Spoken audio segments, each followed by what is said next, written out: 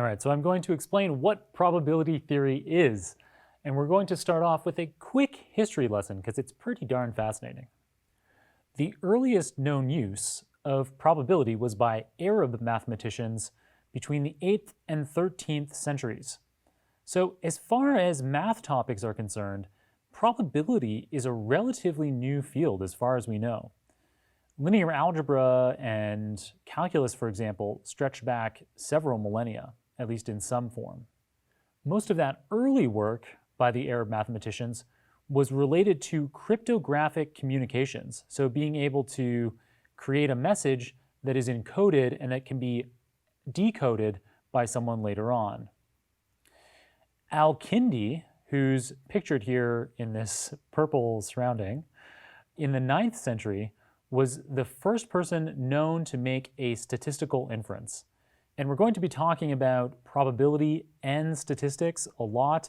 I'm going to even be talking about them right now at the beginning as we're talking about largely probability theory. But these two fields, they work together hand in hand, as we'll see many, many, many times over these live lessons. So probability was later further developed by Europeans in order to study games of chance, like rolling dice or drawing cards, and we're going to have some examples in that vein which will make understanding probability easy. In the 16th century, a lot of this work was by the Italian polymath Girolamo Cardano, and in the 17th century, the Frenchman Pierre de Fermat and Blaise Pascal played a big role in the development of probability theory. Up to that point in history, probability was largely combinatorial. So what that means is that we were working with integer counts of data. So, what is the probability of drawing a red card as opposed to a black card? Or what's the probability of getting a certain result at a roulette table? Modern probability theory, in contrast, was mostly devised in the 20th century, so is really new.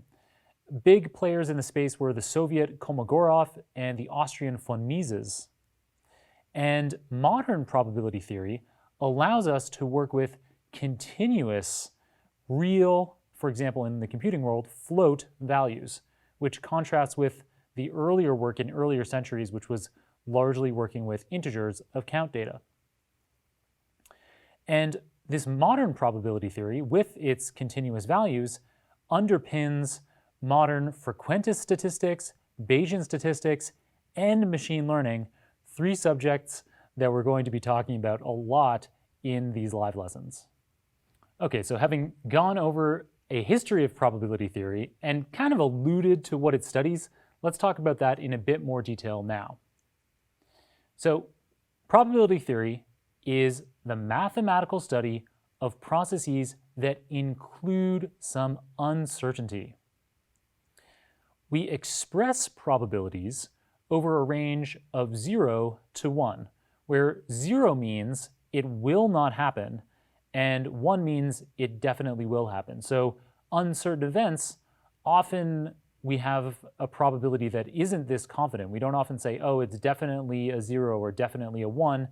Typically, it's somewhere in between, where we'll say something like, there's a 60% chance it will rain tomorrow, or an 80% chance. And that difference, 60% or 80%, is determined by historical data. So probability theory enables us to have models of future non-deterministic, so future uncertain events based on that historical data. So we can use probability theory as a foundation to build statistical models that allow us to predict the probability that it will rain today or tomorrow, say. So while probability theory doesn't include those models themselves, probability works hand in hand with other fields of study that allow us to have those models. So we're going to talk a lot in these probability and statistics live lessons about statistics as one of these approaches. So statistics quantifies our confidence in inferences, in predictions, based on probabilistic events. So there's this probabilistic foundation to any of these statistical models. And statistics provides us with a neat framework for supporting or rejecting hypotheses. So, does this treatment get rid of the disease or does it not get rid of the disease? Assuming that that is a probabilistic process, that not everyone who receives the treatment is healed, everyone who doesn't receive the treatment isn't healed, then we can use statistics to determine whether the medication works or doesn't work.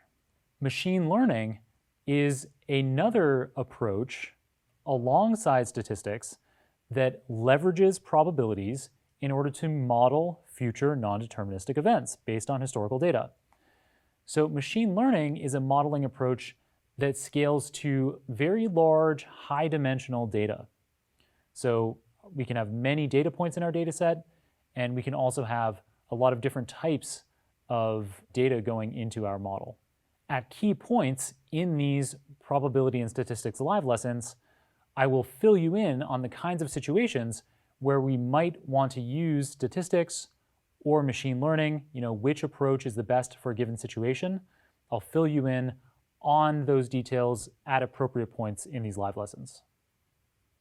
So key concepts in probability theory are the law of large numbers, random variables, probability distributions, and the central limit theorem. We will be detailing all of these and using hands-on code demos as much as we can so that you can not only understand the math of these concepts, but also have a good working intuition on how they work. So speaking of hands-on code demos, up next, we're going to jump to a hands-on code demo to start learning about the law of large numbers and probability distributions.